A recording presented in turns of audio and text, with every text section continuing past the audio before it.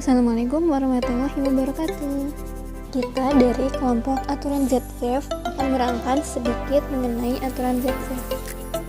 Jadi, ini dia nih anggota kelompok kami. Ada Anissa Dwi Face, selanjutnya ada Devi Revita, Febrianisa Putri, dan yang terakhir ada Aisyah Vanita. Setelah kita kenalan nih tadi, teman-teman tahu nggak sih aturan ZSAVE itu apa? Siapa sih penemu aturan ZSAVE? Ketemuan dulu yuk sama penemu aturan ZSAVE. Nah, ini dia penemu aturan ZSAVE, yaitu Alexander Mikhailovich ZSAVE, atau lebih sering dikenal sebagai Alexander ZSAVE. Dia merupakan seorang ahli kimia Rusia yang lahir di Kazan pada tanggal 2 Juli 1841. Dan beliau wafat pada tanggal 1 September 1910 pada usianya 63 tahun. ZSAVE merupakan putra dari seorang pedagang teh dan gula yang telah memutuskan bahwa putranya harus mengikuti ke dalam dunia perdagangan. Namun atas desakan dari paman pihak ibunya, ZSAVE akhirnya diperizinkan untuk mendaftar di Universitas Kazan sebagai mahasiswa ekonomi. Pada zaman tersebut, Rusia sedang bereksperimen dengan sistem kamera yang berarti bagi setiap mahasiswa yang lulus pada jurusan hukum dan ekonomi, maka diharuskan mengambil pembelajaran kimia selama 2 tahun. Kemudian ZSAVE diperkenalkan kepada Alexander Mikhailovich Barkov, yang dimana pada saat itu Alexander Barkov melihat pada diri ZSAVE terdapat seorang ahli kimia laboratorium yang sangat baik, dan atas tindakannya menunjukkan bahwa ZSAVE merupakan aset bagi kimia organik Rusia. Kemudian, ZSAVE pada tahun 1862 mengambil diplomanya ke Eropa Barat untuk melanjutkan studi kimianya, belajar bersama Hermann Koppe dan Carl Dodds. Kemudian, selama studinya dengan Koppe antara tahun 1862 dan 1864, ZSAVE menemukan sulfoksida dan garam trialkylsulfonium. Selanjutnya, ZSAVE berniat untuk mengajar, sehingga ia membutuhkan gelar master dari Universitas Rusia ataupun Universitas asing.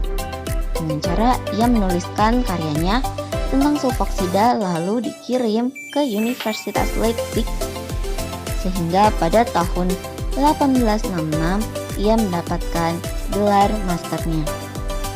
2 tahun kemudian, ZSAVE dianugerahi gelar Master Chemical, dan pada tahun 1869 ia diangkat sebagai profesor kimia luar biasa.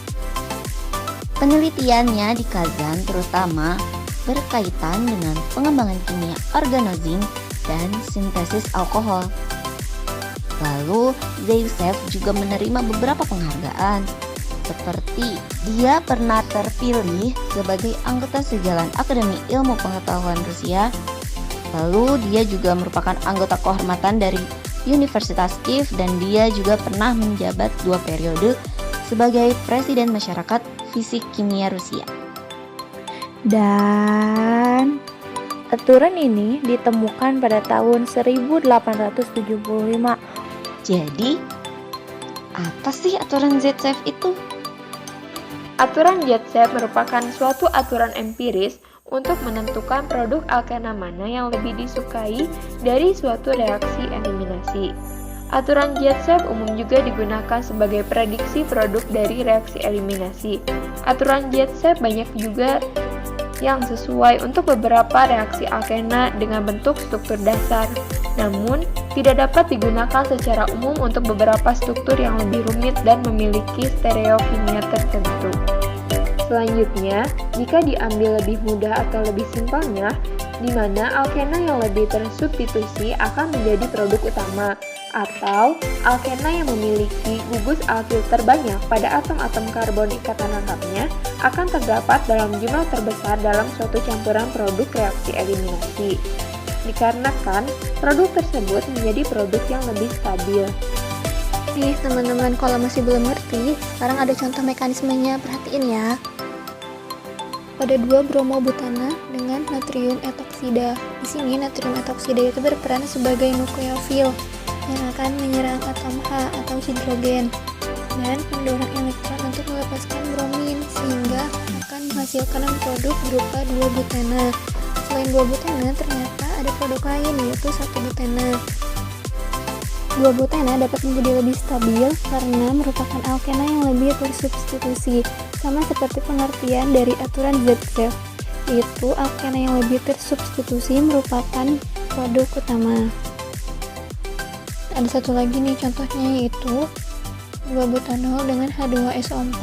Mekanismenya sama seperti mekanisme yang sebelumnya, di mana H2SO4 akan menyerang atom H atau hidrogen sehingga mendorong elektron untuk melepaskan OH dan terbentuklah suatu produk, yaitu 2-butana dan 1-butana.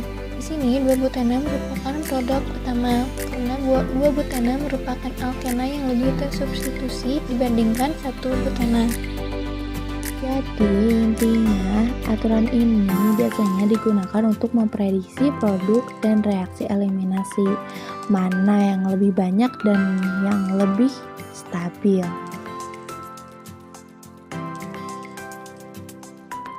Sekian penjelasan mengenai aturan Z-Zeff ini. Semoga video kami dapat bermanfaat bagi teman-teman semua. Mohon maaf apabila ada kesalahan dan kekurangan.